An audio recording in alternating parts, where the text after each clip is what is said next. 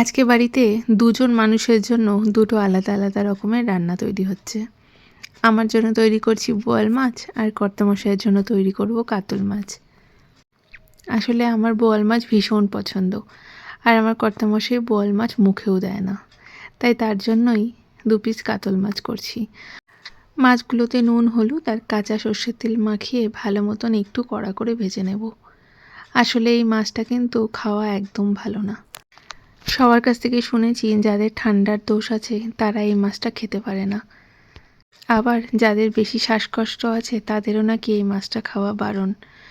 আবার যাদের হাই সেই কোলেস্ট্রলের সমস্যা আছে তাদেরও কিন্তু খাওয়া ভীষণ বারণ এটা।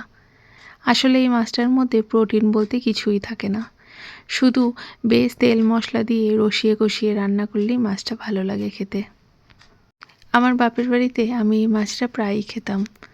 আমার বৌদি ভীষণ সুন্দর রান্না করে এই মাছ, কিন্তু শ্বশুরবাড়িতে আসার পর ধীরে ধীরে এই মাছটা খাওয়া কমিয়ে দিচ্ছি।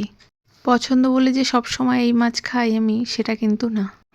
ওই ধরে নাও 2 মাস বা 3 মাস পরে একবার হয়তো বা বাজার থেকে পছন্দ করে নিয়ে আসলাম, বা আমি যদি বাজারে না যেতে পারি তাহলে আমার হয়ে কর্তামশাই নিয়ে আসে। আগে বাপের বাড়িতে যখন মা নিত এই মাছটা আমার জন্য, আমি যেহেতু এই মাছের লেজা ভীষণ পছন্দ করি, তাই লেজার পিসটা বেশ অনেকটা বড় করে আনতো। যেহেতু এই মাছটা অনেকটা তেলযুক্ত মাছ, তাই খেতে ভীষণ ভালো লাগতো। আর এখন সেই জিনিসটাই কর্তামশাই করে বাজার গেলে। আমি যদি কোনো দিন বাজারে না যাই আর সেদিনকে যদি বোয়াল মাছ সে দেখতে পারে, আমার জন্য বেশ অনেকখানি মোটা মোটা করে আর লেজাটা বড় রেখে পিস কাটিয়ে নিয়ে আসে।